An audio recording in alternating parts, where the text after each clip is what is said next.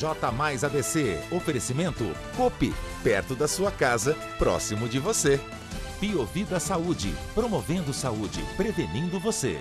A ABC se mobiliza em prol das vítimas de Brumadinho. Emerson Muselli, autor e diretor de cinema, fala sobre filme inspirado na tragédia de Mariana.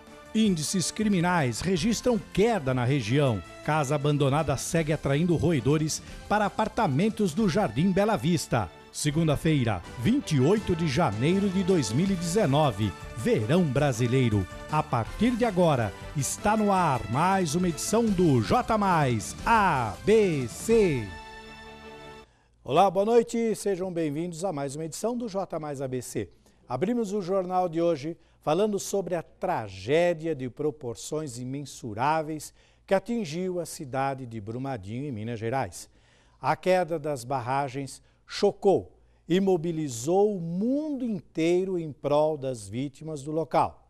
Centenas de pessoas estão desaparecidas, os óbitos seguem crescendo e tantas outras pessoas que foram resgatadas com vida agora precisam de ajuda. Pensando em ajudar essas famílias, as prefeituras aqui da região se mobilizaram e criaram pontos de doação. Confira na reportagem da Isabel Rufino. Na última sexta-feira, o rompimento de uma barragem da Vale na cidade de Brumadinho, em Minas Gerais, deixou todo o Brasil em profunda tristeza. Diante da tragédia que já registrou mais de 50 óbitos e cerca de 280 desaparecidos, muitas pessoas se mobilizam para tentar ajudar aqueles que foram encontrados com vida. Aqui na região do ABC, a força-tarefa para arrecadar doações não para. Em Santo André, os 3 shoppings da cidade estão com pontos de coleta. E em São Caetano, quem recebe as doações é o Fundo Social de Solidariedade. Além disso, a Prefeitura de São Bernardo do Campo se colocou à disposição para auxiliar os familiares das vítimas. As doações vão desde alimentos não perecíveis, roupas, calçados, rações para animais, itens de higiene e limpeza, até água potável. Esse é mais um momento para ajudar o próximo e fazer com que os impactos dessa tragédia sejam menos dolorosos. É importante lembrar que a maior necessidade imediata é água potável e voluntários que possam se deslocar até a cidade. Nós, da equipe de jornalismo da TV Mais, enviamos energias positivas. Após a queda das barragens neste final de semana, infelizmente, tem sido quase impossível não lembrar da tragédia de Mariana, que aconteceu dia 5 de novembro de 2015. Para falar mais sobre este tema, vamos então à nossa sala de entrevistas.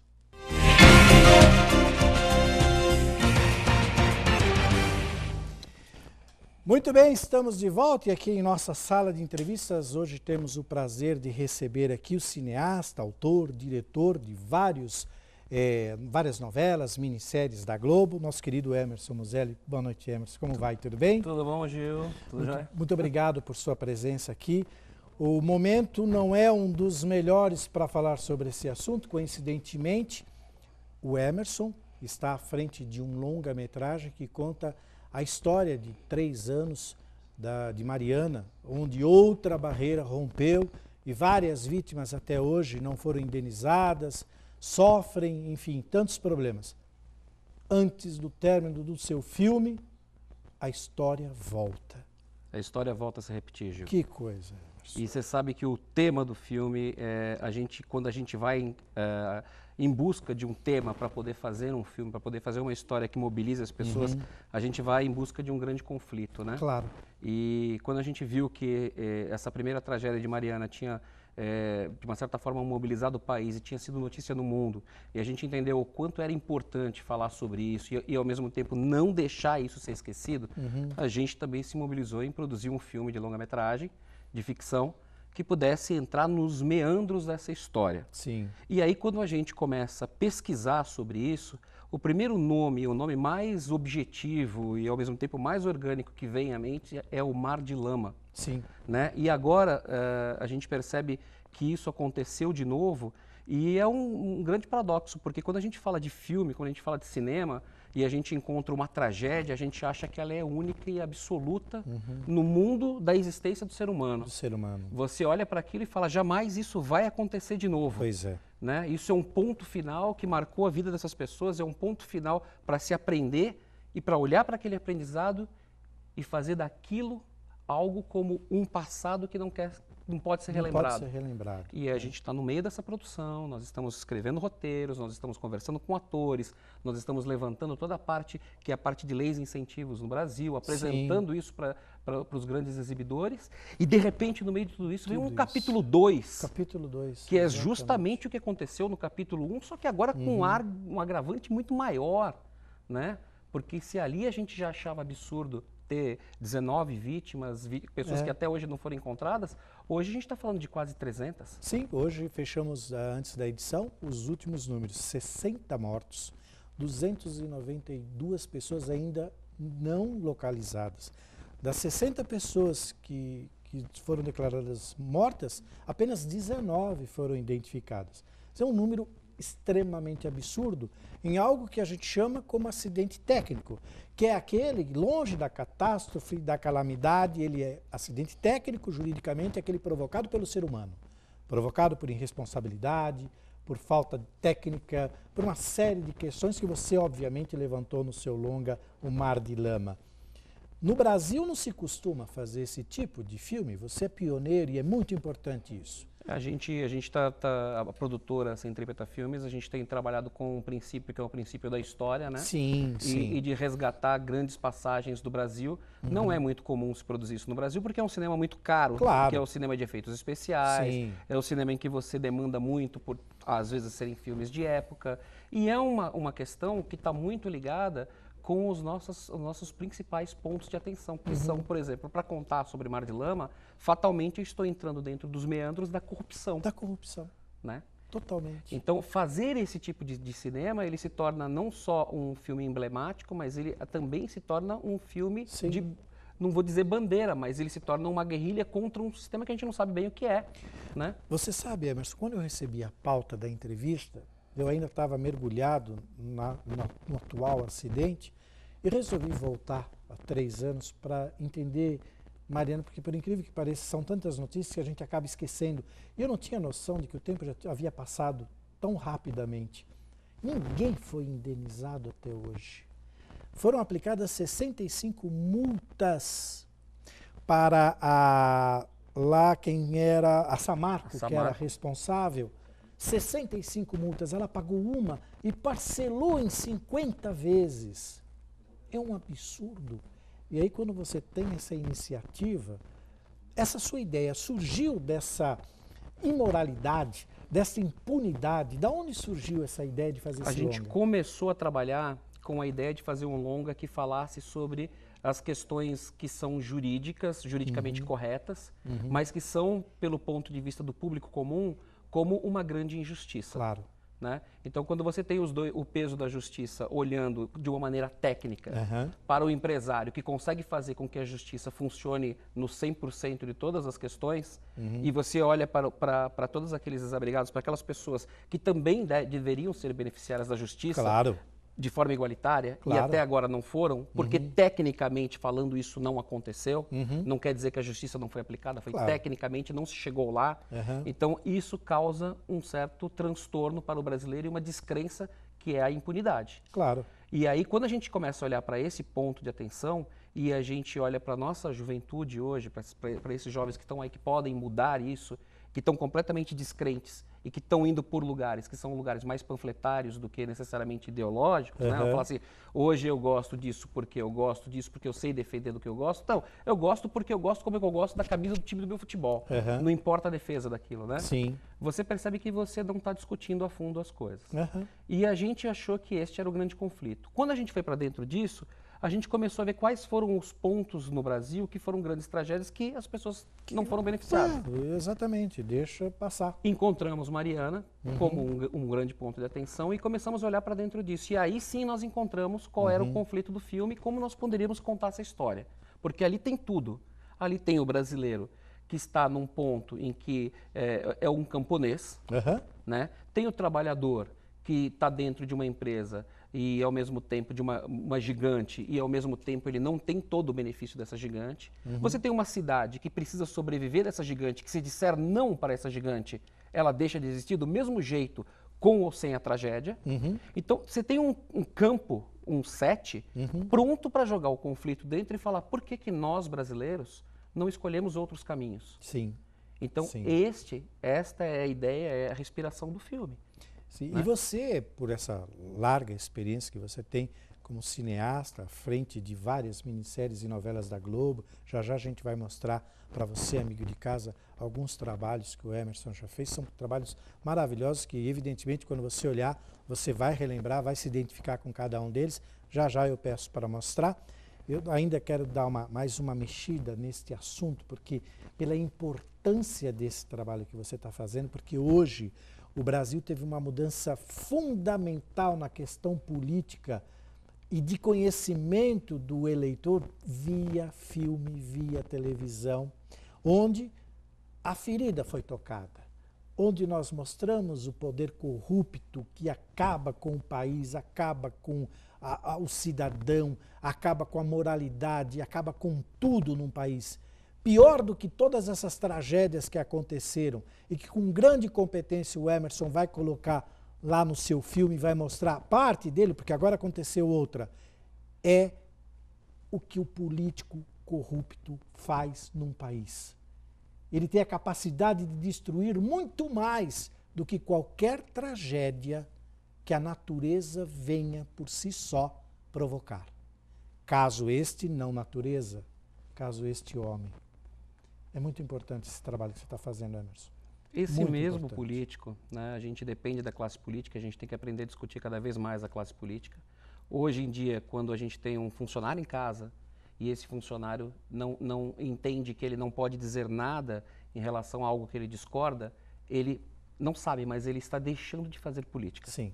Né? Então, a gente poder dizer o que a gente pensa e colocar isso em evidência é exercitar o que nós temos que exercitar na política também.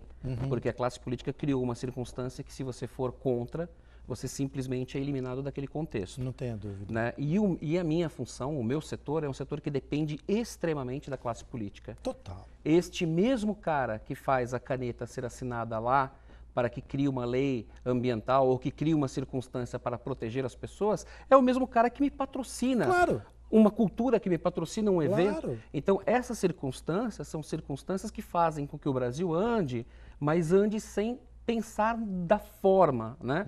E isso é uma coisa que prejudica demais o nosso dia a dia. Então, é essa relação que a gente tem que aprender a discutir cada vez mais. Você está ainda em fase de produção do filme. Nós estamos em fase de produção, nós temos um roteiro escrito, fizemos uma pesquisa muito ampla, entrevistamos muita gente que fez parte da primeira tragédia, a gente já fez algumas leituras com atores, já apresentamos para os exibidores e distribuidores. Claro. E todo ano tem um grande evento do Brasil, que é um evento de apresentação. Nós estávamos já indo para este evento com tudo pronto e tranquilos que estava tudo pronto. De repente, Tem mais um capítulo. temos agora que reformular o projeto, porque o projeto... tem mais um capítulo.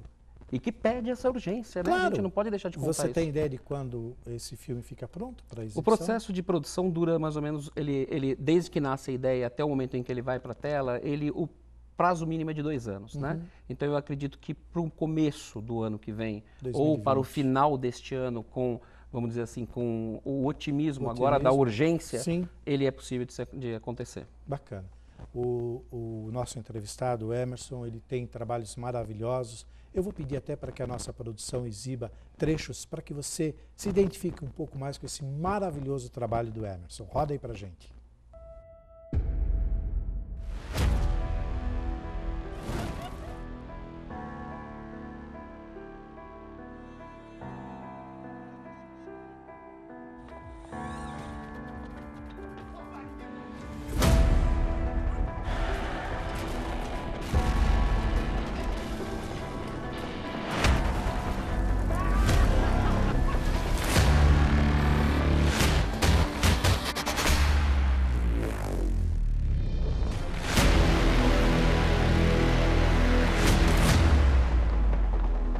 Emerson Muselli, grande cineasta, amigo nosso aqui da TV Mais, com um trabalho maravilhoso. Parabéns por esse trabalho.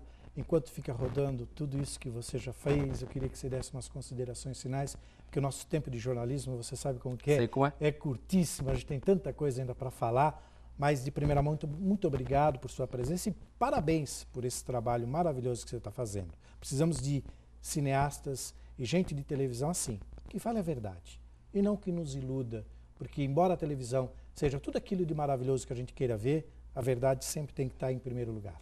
Tem que prevalecer, a gente tem que fazer trabalhos cada vez mais conscientes de que a gente tem que ajudar a população, a audiência, quem vai a uma sala de cinema, Sim. sair de lá pensando em algo de valor. Exatamente. Né? E uma das preocupações do Mar de Lama, depois de 3 anos, é que ele seria um filme com uma oportunidade de fazer isso. E hoje o meu grande cuidado é que ele não seja um filme oportunista. Tá certo. Que ele seja um filme que traga essa responsabilidade de fazer com que as pessoas não esqueçam. Se ele for lançado daqui a 1 ano, 2 anos, Não importa. não importa. O que importa é que nós não vamos deixar essa história cair no esquecimento. Sim. E a minha responsabilidade como diretor e autor é contar o que está por trás disso. Este é o grande valor do cineasta, do nosso cinema brasileiro. Né? Então é Isso aí. essa a razão. Muito obrigado. Parabéns, Emerson. Obrigado, e Gil. até uma próxima oportunidade. Até a próxima. Muito obrigado. Até mais. Encerramos dessa forma, então, o nosso primeiro bloco. Agora nós vamos para um rápido intervalo e daqui a pouco você confere. Polícia Militar divulga queda nos índices criminais da região. E ainda, casa abandonada continua atraindo ratos para o prédio no Jardim Bela Vista, em Santo André. Ninguém fez nada até agora. Quer saber um pouco mais sobre isso? Então não sai daí, porque nós voltamos já já.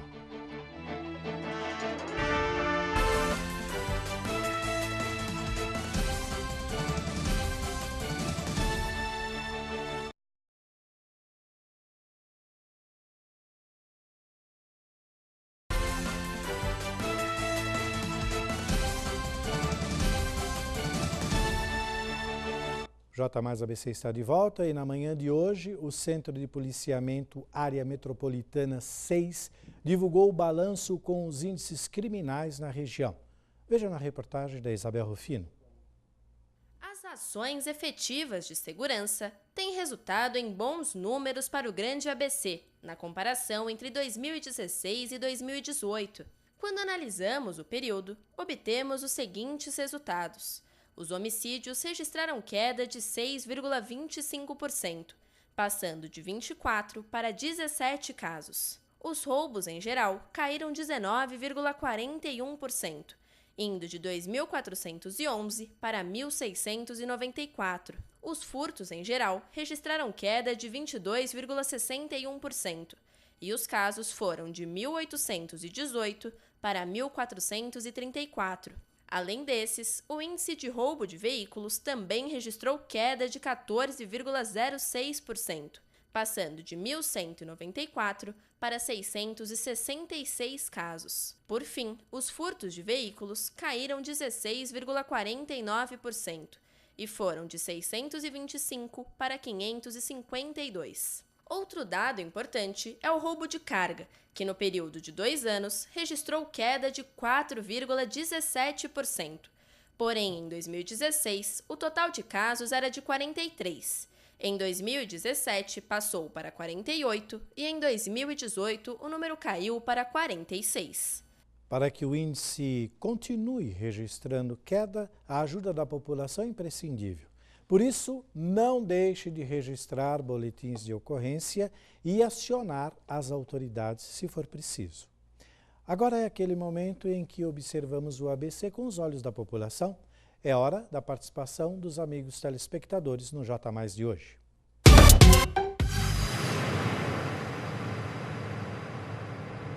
Muito bem, então vamos até aqui o nosso telão, ver quais são as participações de hoje, acionando aqui 2 participações. A primeira participação vem de Santo André via WhatsApp, quem manda é Nelson Luiz. Ele diz o seguinte: boa noite, sou morador de Santo André e tenho um questionamento para a Prefeitura.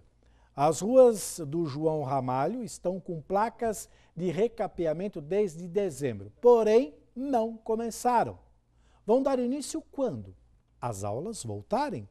Quer dizer, ele pergunta, vão dar início quando? As aulas voltarem?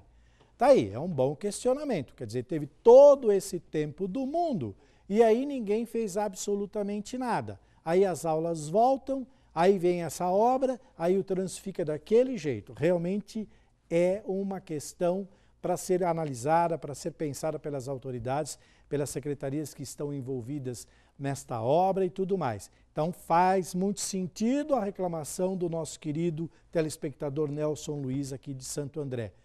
A população precisa ter essa participação, é extremamente importante. Às vezes a prefeitura nem sabe do problema, ou sabe e deixa rolar. Então esta participação do munícipe é de extrema importância. Votou? Cobra, porque eles têm obrigação de fazer. Obrigado, Nelson. Nós vamos ficar em cima disso para saber quais serão as atitudes das autoridades.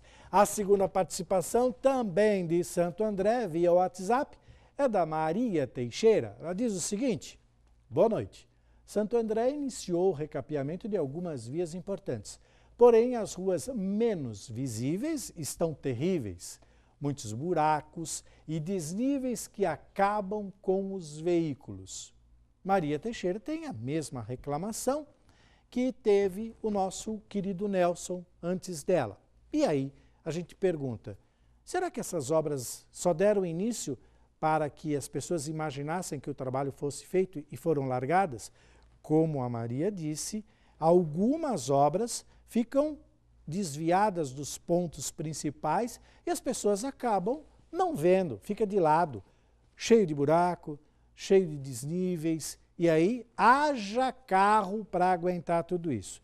Então, na edição de hoje, as secretarias que cuidam desta parte de obras de Santo André estão sendo muito criticadas e acionadas. Então tá aí, a Maria Teixeira é outra telespectadora que também fez sérias críticas em relação à zeladoria da cidade. Então, fiquem atentos, secretários, engenheiros responsáveis por essas obras. Obrigado, viu, Maria Teixeira? Muito obrigado. Nós deixamos então esse espaço aberto para as empresas ou órgãos citados nas mensagens, para que possamos se manifestar, se for o caso. E para você que quer participar do nosso quadro, é fácil, viu? Faz o seguinte, você manda uma mensagem ou um vídeo curto para o nosso WhatsApp, que é o seguinte, 972335094. Você pode mandar também para o nosso Facebook, que é mais fácil ainda, TV Mais ABC. Lá você deixa o seu nome completo e não esqueça de enviar a sua foto. É muito importante essa identificação. A sua participação, tanto quanto a sua foto, é muito importante. Então, estamos esperando. Participe. Falando em participação da população, na semana passada nós recebemos uma denúncia de moradores ali do Jardim Bela Vista, em Santo André, sobre a aparição de ratos. Isso mesmo, ratos dentro de apartamentos. A nossa repórter Isabel Rufino fez uma matéria a respeito e hoje a nossa repórter Mariana Fante está novamente no local, pois parece que os roedores continuam fazendo as visitas e é uma festa dentro desses apartamentos. E o departamento de zoonose da Prefeitura de Santo André ainda não foi até o local, embora os moradores tenham protocolado reclamação lá na Prefeitura. Isso desde a semana passada. A Mari está lá. Mari, boa noite. Como está a situação por aí? Tudo bem?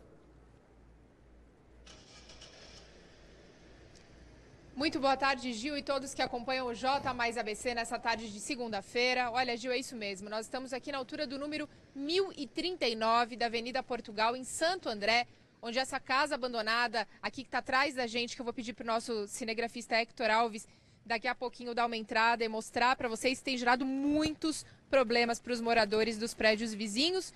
E olha, não só por conta da incidência de ratos não, viu? Mas também pelos focos de dengue que existem aqui. Como eu disse, vou pedir para o nosso cinegrafista Hector Alves, ele dar uma entradinha no local, aqui até onde dá para a gente ir. Só para vocês terem uma ideia de como estão as coisas por aqui. Esse local ele oferece um risco muito grande de contaminação para a população, tem muito entulho, vários focos para várias doenças e muito perigo aqui, como vocês podem ver, muito entulho, muita coisa velha e inclusive até alguns sinais de que talvez algum... Nós estamos com um probleminha de transmissão, porque o nosso cinegrafista está dentro desta obra e o sinal cai. Já já a gente volta para dar continuidade a essa matéria. Agora é uma vergonha isso.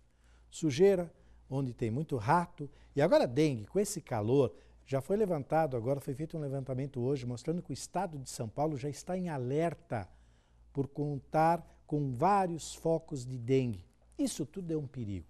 O Departamento de Zoonose já foi acionado na semana passada pelos moradores e até agora ninguém foi absolutamente no local para fazer nada.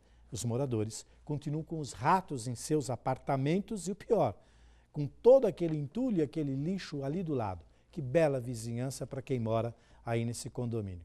Se a gente restabelecer o sinal, a Mariana volta com mais detalhes sobre este assunto. Mas nós estamos em cima e vamos mantendo você muito bem informado. Mas agora chegou a hora de ficar por dentro também dos principais acontecimentos políticos aqui da região. É hora do nosso quadro 7 Cidades.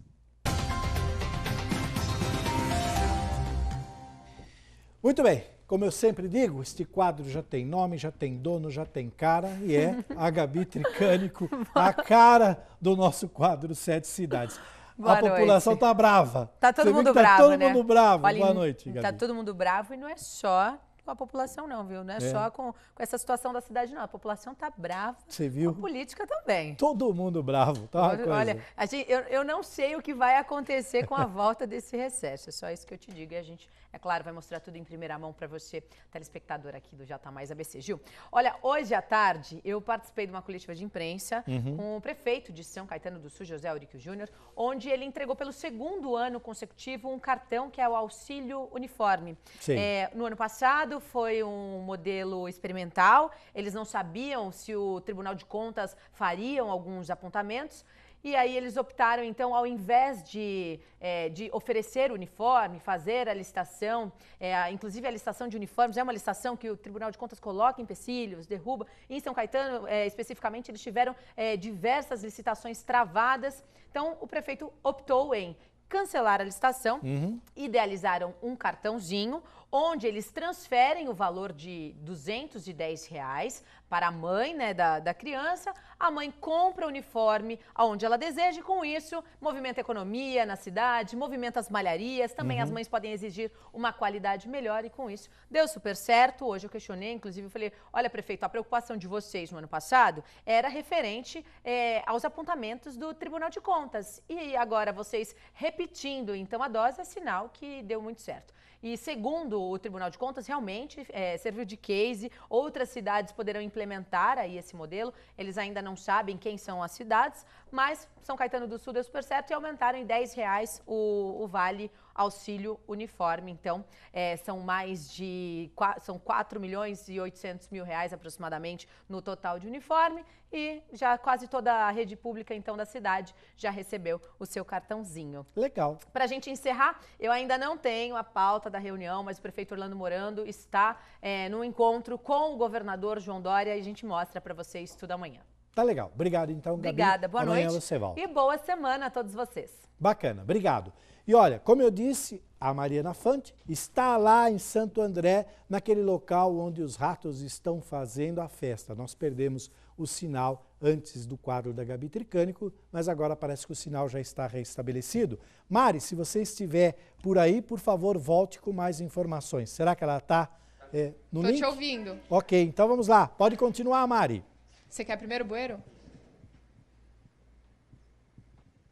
Muito bem, Gil, todos os telespectadores que nos acompanham, nós voltamos diretamente aqui do número 1039 da Avenida Portugal, em Santo André, para a gente contar para vocês um pouquinho mais do que está acontecendo nesse imóvel abandonado. Que, Gil, o pior de tudo, eu acredito que nessa situação, é que ao lado tem um prédio e do outro lado tem uma clínica de hemodiálise. Realmente nós tivemos mais problemas com o link, está muito difícil. A região ali é um lugar, é um buraco. Para você ter uma ideia, é uma obra abandonada, é um buraco, é um lugar horrível. Nem para poder fazer uma boa transmissão a gente consegue. Mas nós teremos aí todas as informações para que você acompanhe muito bem esse caso. Com todas essas notícias nesse primeiro bloco, nós encerramos o nosso primeiro bloco. Agora nós vamos para um rápido intervalo e daqui a pouco você confere.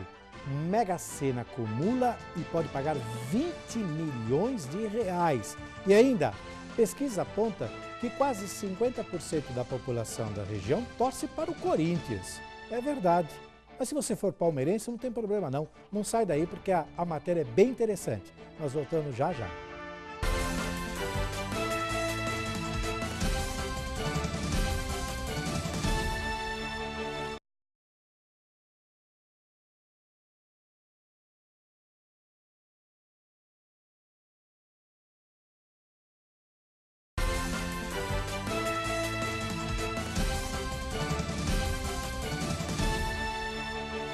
Muito bem, estamos de volta e olha só, parece que está virando regra, né? O prêmio da Mega Sena só sai depois de acumulado. Isso mesmo, mais uma vez ninguém acertou as 6 dezenas do concurso 2119 da Mega Sena, que foi realizado na noite do último sábado, dia 26, lá em Quirinópolis, em Goiás. E com isso o prêmio acumulou. Confira comigo aqui no telão quais foram as dezenas sorteadas. Pela ordem 19, 21, 26, 31, 42 e 49. A quina teve 46 apostas ganhadoras. Outras 2.569 apostas acertaram a quadra. O prêmio estimado para o próximo concurso a ser realizado na próxima quarta-feira, dia 29 agora, é de 20 milhões de reais. As apostas podem ser feitas até às 19 horas, horário de Brasília, do dia do sorteio. A aposta mínima custa R$ 3,50. Então, se você for arriscar, boa sorte! E pesquisa realizada pelo Instituto ABC Dados aponta que a maior torcida da região do ABC é do Corinthians, com 49%, seguida pela torcida do São Paulo, com 25%, do Palmeiras, com 16%, Santos, com 8% e Flamengo, com 1%. 23% dos entrevistados declararam não ter nenhum time ou não ter preferência. O Corinthians tem a maior torcida em todos os segmentos: gênero, faixa etária, escolaridade, renda, religião e cidades. Chama a atenção o percentual de corintianos na faixa de 15 a 19 anos. Isso representa 45% entre os moradores de Mauá, 59%. E a bola rolou solta pelos gramados aqui do estado de São Paulo pelo Paulistão. Hora da nossa coluna esportiva no J Mais ABC dessa segunda-feira.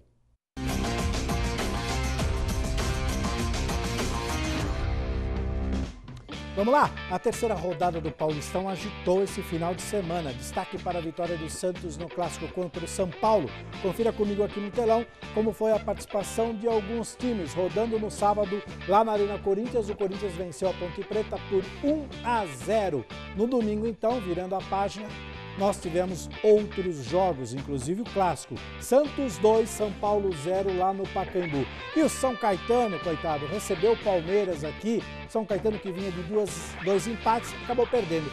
Placar final, Palmeiras 2, São Caetano 0. É isso mesmo. Mas se você quiser uma análise bem mais completa sobre a jornada esportiva desse final de semana, logo mais, a partir das 8 da noite, tem o programa Futebol Mais Debate, com o comando da bancada de Luiz Henrique Gurian e com comentários de Carlos Carreiras, além de grandes e renomados convidados.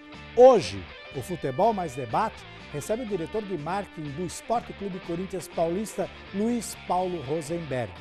No Futebol Mais Debate tem muita discussão, análises e comentários sobre os principais lances da rodada. E você, amigo telespectador, é claro, não ficará fora dessa, pois tem muitos prêmios para quem participar do Futebol Mais Debate de hoje. Então está feito o convite. Anote aí na sua agenda. É daqui a pouco, às 8 da noite, Futebol Mais Debate, o melhor e mais completo programa esportivo da região. Muito bem, estas foram as informações de hoje em nossa coluna esportiva do J Mais ABC.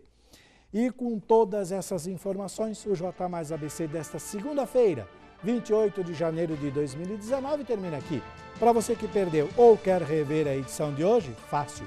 A reprise acontece à 00:30 e também às 6:30 da manhã, já da terça-feira. Entre e curta a nossa página no Facebook TV Mais ABC. Veja essas e outras notícias em nosso portal tvmaisabc.com.br. Uma ótima noite, muito obrigado pelo carinho da sua audiência, boa semana e até amanhã. Tchau!